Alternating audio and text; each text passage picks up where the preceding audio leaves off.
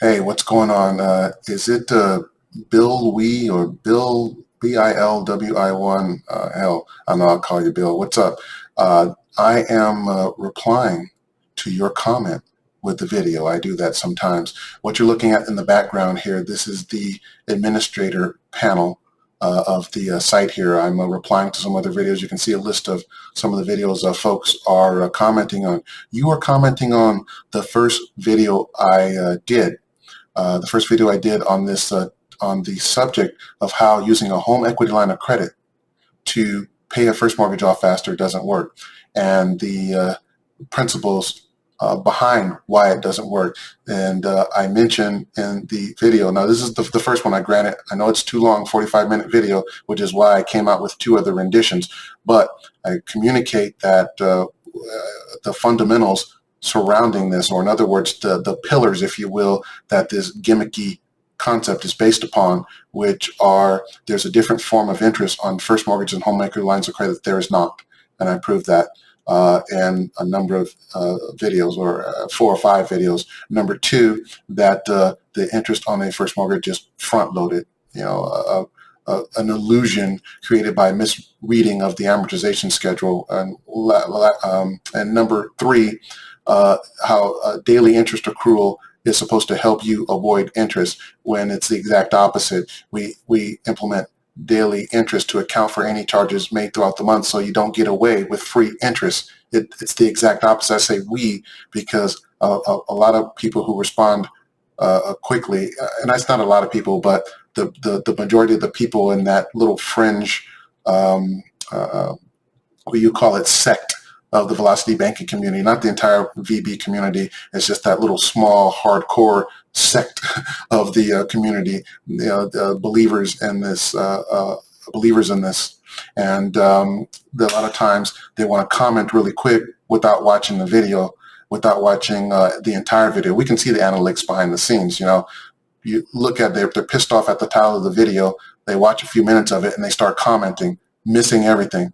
So, and by the way, speaking of that, I don't know if maybe you kind of did it, but what you're writing here in regards to allocation of funds in the automobile payment is completely off. Has nothing to do with what this video is about. This is something more that is more appropriate with the debt consolidation video I dropped, I think maybe a week or a couple weeks ago. Check that one out when you get a chance. That's where I allocate funds to debts and paying down the mortgage, etc. Check that one out. That will be more appropriate for that. It has nothing to do with this one. Also, what you're talking about with the income. Again, I'm not blaming you. I'm new to YouTube, been doing mortgages 25 and a half years, just started YouTube. My bad doing a 45-minute dang video. That's why I did a revision of it, 15 minutes long, and that still wasn't where it needed to be, you know, because I'm learning as I go. And so I came up with a third rendition. I actually linked that third video in the description of the main video, and obviously that 45-minute video, and obviously it's on the channel. I would like to invite you to please check that out and then comment. A lot of y'all will try to come at me, and you haven't even done any research. You haven't even looked at my other videos just to see what I'm all about and to see what's going on, or watch the entire video. You can't comment. I mean, you can comment after watching for a couple minutes, but your comments are typically going to be off base and wrong. You understand, I've got an average of 92% of the people who agree with me and disagree with the proponents of this stuff on this video, on these videos. So, you know, so anyway, the income, I could have just used pulled numbers out of my butt. I could have, because it was just a demonstration. I had already proven the principles behind this whole idea of using a home equity line of credit to pay the mortgage are wrong. And if those principles are wrong, that means it doesn't work. And I mentioned in the video, I'm just doing this whiteboard demonstration as extra to show the ridiculousness behind this, to illustrate that when you charge something on the line of credit, it just doesn't disappear like magic, like some of the VB proponents say it does, or imply that it does, and that it takes longer than just 30 days to pay off that line of credit that you just charged something on, even if you're committing your entire amount of residual income. In that case, I used $2,000 residual income, which is completely unrealistic, which is the other thing I wanted to get across. It's unrealistic that people are going to do that.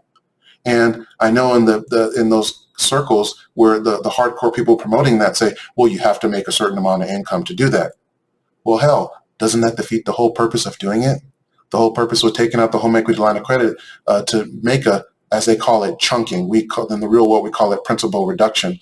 To make a principal payment of $20,000, the whole idea behind using a home equity line of credit to do that is because most people can't afford to pull $20,000 out of their butt and do that, right? But they can afford the minimum payment on a home equity line of credit.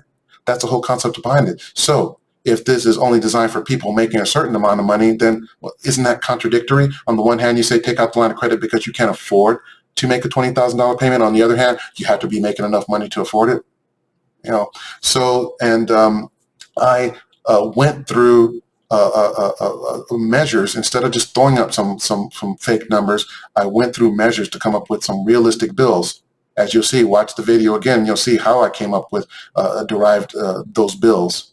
And also, I even, all the way down to me using a 45% debt to income ratio to determine how much income somebody would have to make to afford that at a 45% debt to income ratio, because a 45% debt to income ratio is most realistic about what we see at all the banks, all the credit unions, all of the lenders, all the brokerages. You know, ideal textbook, we call it, is 36 or 38% back-end ratio, or debt to income ratio as it's called. But you'll see most people coming somewhere between 40 and 50% debt to income ratio. So I chose that 45% to go on. Now, if you're the big stud that you are and you're making the $250,000 a year, you have a $300,000 mortgage, I am assuming that you also have no consumer debt.